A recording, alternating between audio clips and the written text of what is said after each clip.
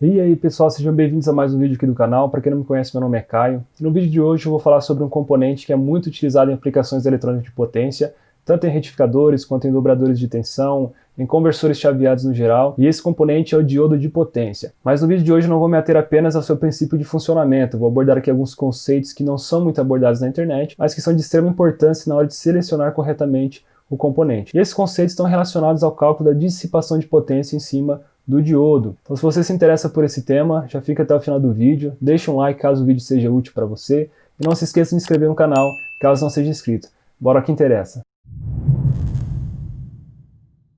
Bom, acredito que a maioria de vocês já conhecem o princípio de funcionamento do diodo, mas só para a gente recapitular aqui a teoria básica, um diodo convencional ele é formado pela famosa junção PN. Tá? Essa junção PN é constituída por duas camadas semicondutoras. Né? Esses semicondutores podem ser de silício ou germânio, mas em geral é utilizado do silício por ser mais abundante na Terra. Então na camada N o silício ele é dopado negativamente, o que significa que são adicionadas impurezas, que nada mais são que elementos que possuem um elétron a mais na camada de valência em relação ao silício, e assim a gente tem um excesso de elétrons livres nessa camada N. Já na camada P, o silício ele é dopado positivamente, utilizando um elemento que possui um elétron a menos na camada de valência. E assim a gente tem um excesso de lacunas nessa camada P. Além disso, na camada N a gente tem a conexão do terminal catodo e na camada P a conexão do terminal anodo. Tá? Então, durante a fabricação do componente, ao unir essas duas camadas, surge aqui um processo chamado de difusão, no qual alguns elétrons próximos à junção migram da camada N para a camada P e algumas lacunas migram da camada P para a camada N. Então, após o equilíbrio desse processo, surge aqui na junção PN um campo elétrico que impede com que os outros elétrons livres passem da camada N para a camada P e vice-versa. Então, para a gente colocar o diodo efetivamente em condução, a gente precisa romper essa barreira de potencial, e é isso que veremos a seguir. Mas antes vou apresentar aqui a simbologia do diodo, então é esse símbolo que vocês vão encontrar nos circuitos elétricos, nos esquemáticos. A gente tem aqui o terminal anodo e o terminal catodo, e a corrente ela se dá sempre no sentido anodo para o catodo, já que o diodo ele é um componente unidirecional em corrente, beleza? Bom, então para a gente colocar o diodo efetivamente em condução, a gente precisa polarizar ele de forma direta. E isso significa aplicar uma tensão positiva entre o terminal anodo e o catodo, que seja maior do que aquela barreira de potencial. Né? A tensão interna do diodo, normalmente de silício, gira em torno de 0,7 volts, então essa tensão deve ser maior que 0,7 volts para que ele entre em condução. Então, se vocês observarem aqui pela ilustração, quando a gente aplica essa tensão positiva entre os terminais, a gente tem aqui o terminal positivo da fonte, ele acaba repelindo as lacunas que existem aqui na camada P, e o terminal negativo repele os elétrons que existem na camada N. Então, tanto as lacunas quanto os elétrons se aproximam da camada de depressão, diminuindo cada vez mais essa camada conforme a tensão aumenta. Então, a partir do momento que essa tensão supera aquele valor da barreira de potencial, a gente tem uma recombinação aqui dos elétrons e lacunas, liberando espaço para que a corrente circule pelo componente. Tá? Bom, é claro que existe uma explicação mais complexa sobre esse fenômeno, mas o que eu estou passando aqui para vocês é apenas um breve resumo aqui para a gente entender como funciona a polarização direta do diodo. Então podemos dizer que o diodo, quando é polarizado diretamente, ele funciona como se fosse um curto-circuito, tá? Idealmente falando. Então vai circular uma corrente por ele, sem gerar nenhuma queda de tensão e nem perdas no componente. Por outro lado, se a gente aplicar uma polarização reversa, ou seja, se a gente inverter aqui os terminais da fonte, conectando positivo no catodo e negativo no anodo, a gente vai ter a seguinte característica. O terminal positivo da fonte vai atrair os elétrons da camada N, e já o terminal negativo vai atrair as lacunas da camada P. Assim, a gente tem um aumento da camada de depressão, impedindo que a corrente circule pelo componente. Então, quando o diodo é polarizado reversamente, ele se comporta como se fosse um circuito aberto. A gente não tem circulação de corrente, mas a gente vai ter uma tensão sobre ele, que vai depender, obviamente, do valor dessa fonte. Bom, já o diodo de potência, ele possui o mesmo princípio de funcionamento, no entanto, a sua estrutura é um pouco diferente da estrutura do diodo convencional. Então, a gente ainda tem uma camada tipo P, fortemente dopada, a qual é conectada ao terminal catodo. No entanto, diferentemente do caso anterior, a gente agora tem uma camada intermediária, que também é uma camada tipo N, só que ela é fracamente dopada. E também temos a camada tipo P, fortemente dopada, onde é conectado aqui nosso terminal anodo. O papel dessa camada intermediária é absorver aquela camada de depleção quando o diodo ele é polarizado reversamente. Assim a gente consegue aumentar a capacidade de bloqueio do diodo, que é muito interessante para algumas aplicações de alta potência, né, na qual o componente precisa bloquear tensões acima de 1000 volts. Então, quanto maior for essa camada intermediária, mais tensão o diodo vai conseguir bloquear. Aqui só para vocês terem uma noção de alguns encapsulamentos que a gente pode encontrar aí no mercado para diodos de potência. A gente tem aqui o TO247, diodos em módulos assim. Isso aqui seria uma ponte de diodo, né? Já seriam 4 diodos em ponte dentro de um único encapsulamento. Alguns encapsulamentos em forma de pastilha aqui para potências ainda maiores. Enfim, são várias opções aí. Então, traduzindo o comportamento do diodo ideal para um gráfico que relaciona aqui a corrente direta com a tensão direta, a gente tem a seguinte característica estática. Né? Quando o diodo ele é polarizado reversamente, ele consegue bloquear, teoricamente, uma tensão infinita, tá? E a gente não tem circulação de corrente sobre ele. Então ele funciona exatamente como se fosse um circuito aberto.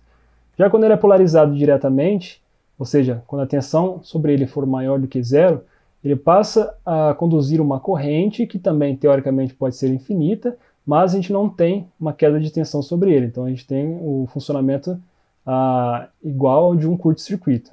Mas, como a gente observou, para o diodo entrar em condução, a gente precisa de uma tensão maior do que aquela tensão interna devido à barreira de potencial. Então essa curva, na verdade, ela é deslocada um pouco para a direita. Então quando a tensão sobre o diodo for maior do que aquela tensão interna, aí sim a gente vai ter a circulação de corrente sobre o componente.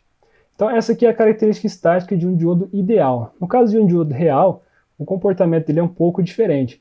Quando ele entra em condução, a gente já não tem mais aquela resposta, aquela reta, né, para cima. A gente tem agora uma espécie de uma exponencial, e essa inclinação aqui ela está relacionada à resistência interna do componente, que surge devido às não idealidades, né, às conexões metálicas durante o processo de fabricação. Então, se vocês observarem, quanto maior for a corrente, maior vai ser a queda de tensão sobre o diodo, e isso remete justamente à presença dessa resistência interna. Né? Quanto maior a corrente sobre uma resistência, maior vai ser a tensão sobre ela, com base na lei de Ohm.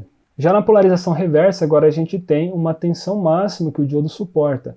E se a gente superar essa tensão, pode ocorrer uma circulação de uma corrente muito elevada sobre o componente, no sentido oposto, né, do catodo para o anodo, levando assim o componente à destruição. Então a gente precisa se atentar ao valor máximo de tensão que o diodo suporta, tá, antes de utilizá-lo na nossa aplicação. Além desse limite de tensão, também existe a presença de uma pequena corrente que circula no sentido oposto, enquanto o diodo está em bloqueio, que é chamado de corrente de fuga. Mas esse valor é tão baixo, na casa de microamperes, que acaba nem sendo considerado. Tá? Com base nessa característica estática do diodo real, a gente já consegue utilizar aqui um modelo que representa o seu comportamento e assim calcular as perdas durante a condução. Por que é importante a gente conhecer essas perdas? Porque, em geral, os componentes possuem uma temperatura, né, máxima de operação, e se essa temperatura for extrapolada, o componente vai ser danificado. Né? Então, com o cálculo das perdas, né, ou da potência que será dissipada em cima dele, a gente consegue estimar qual que vai ser a temperatura máxima de junção e assim verificar se ele vai operar adequadamente ou se a gente vai precisar utilizar algum método, né, para aliviar o componente. Então aqui durante a condução a gente já observou que o diodo ele possui uma tensão interna, né, uma queda de tensão interna devido àquela barreira de potencial e também uma característica resistível. Então a gente pode representar o modelo do diodo justamente por uma fonte de tensão em série com uma resistência. Então as perdas durante a condução são calculadas por duas parcelas. Uma relacionada a essa queda de tensão interna, que vai ser dada pela tensão vezes a corrente média que passa pelo diodo, e a outra relacionada à resistência interna, que vai ser dada pela resistência vezes a corrente eficaz ao quadrado. Por que aqui eu utilizei a corrente eficaz e aqui a corrente média? É que, na maioria dos casos, a corrente que vai passar a circular pelo diodo, ela possui uma forma de onda pulsada, né? Normalmente uma senoide retificada ou uma característica triangular, no caso de fontes chaveadas. Então, para a gente calcular efetivamente a potência dissipada em cima do resistor para essas formas de onda, a gente precisa considerar o valor eficaz, tá? E não o valor médio. Normalmente a gente não encontra esse valor de resistência interna e também da tensão interna nos datasheets dos fabricantes. Porém, eles fornecem uma curva que relaciona aqui a corrente direta com a tensão direta para diferentes temperaturas. Então, com base nessa curva e com base no ponto de operação que o diodo vai trabalhar, a gente consegue linearizar essa curva aqui e estimar então os valores de resistência em tensão interna. Obviamente que não vamos considerar a curva de 25 graus Celsius, porque dificilmente o diodo vai operar nessa temperatura. Também não vamos considerar a curva de 175 graus Celsius, porque já é aqui o limite de temperatura do componente. Então, considerando aqui a curva intermediária de 100 graus Celsius, a gente pode linearizá-la aqui traçando essa reta, e ao adotar dois pares ordenados aqui de tensão e corrente, é possível estimar a resistência interna do componente por essa equação aqui e a tensão interna do componente por essa outra equação. Então, com base nessas expressões, a gente já calcula a resistência e a tensão interna, e conhecendo a corrente média e a corrente eficaz que passa pelo diodo, a gente já consegue calcular a potência dissipada durante a condução do componente. Mas além das perdas em condução, a gente também tem as perdas em comutação, que está relacionada à transição do modo de condução para o bloqueio e de modo de bloqueio para a transição. Durante esse intervalo, que ocorre essa transição, normalmente existe aqui a presença simultânea de corrente em tensão em cima do diodo.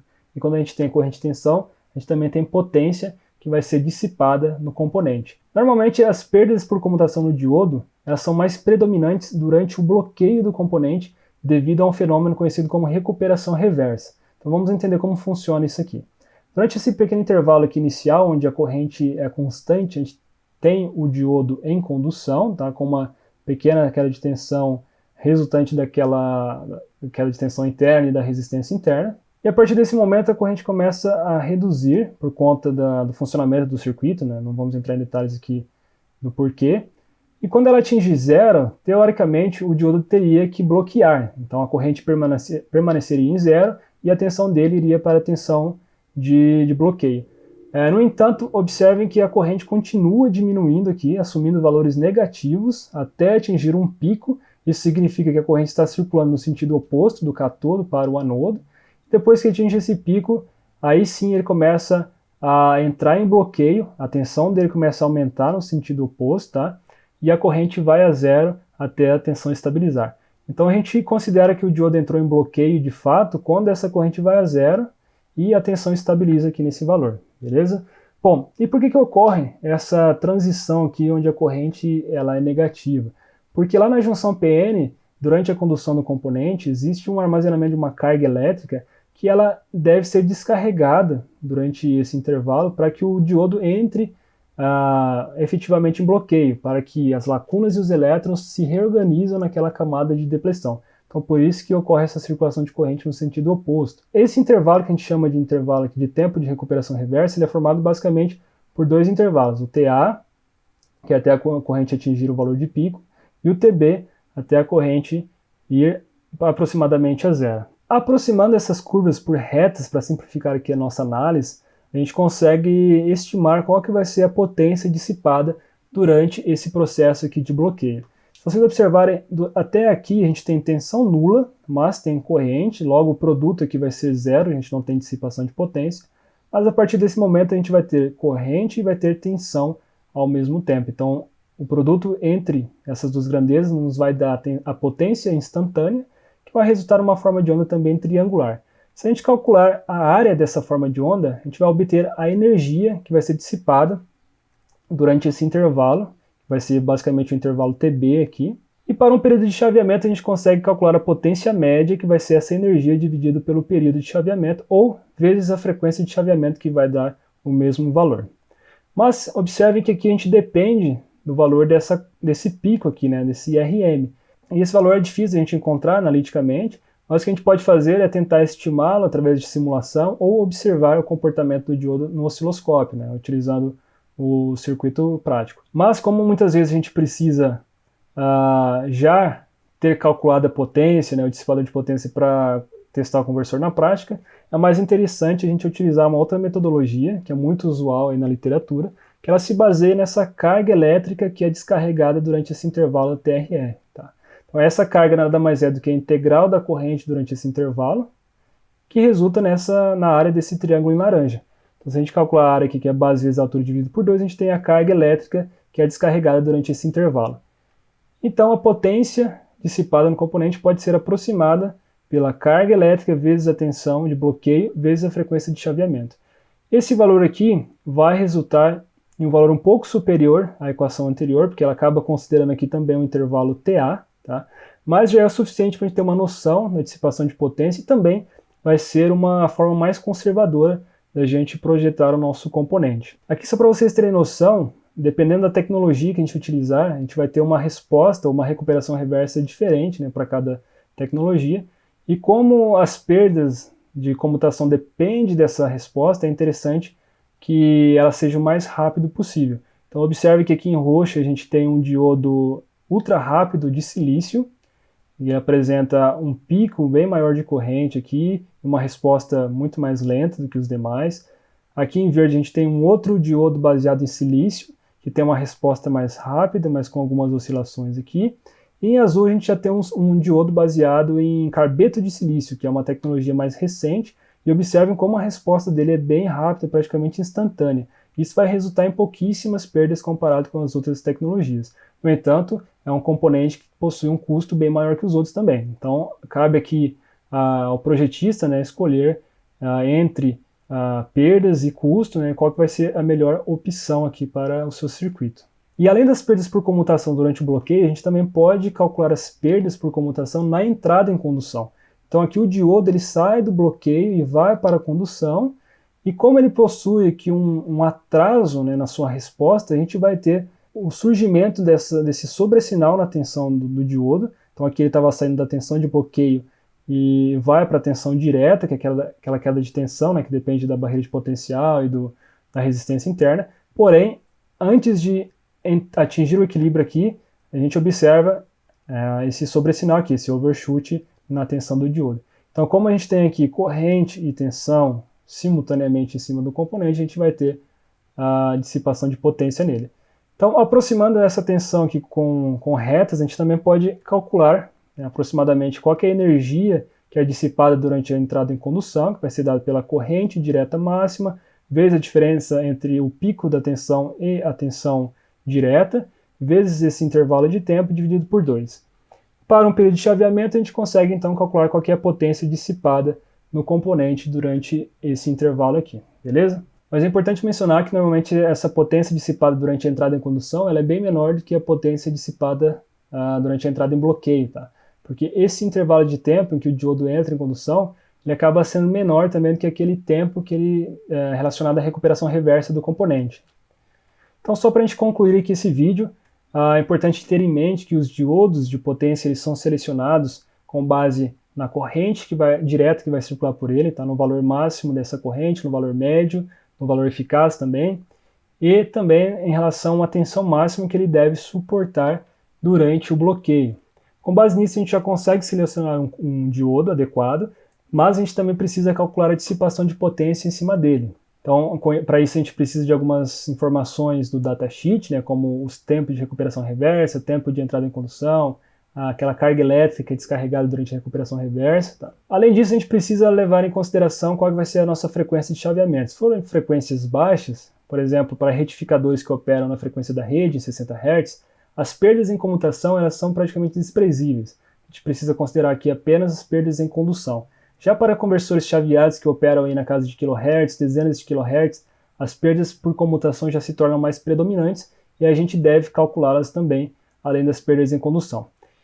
Também com base na frequência de chaveamento, a gente precisa considerar ou escolher a tecnologia adequada, tá, para a nossa aplicação. Então existem basicamente 3 tipos de diodos de potência.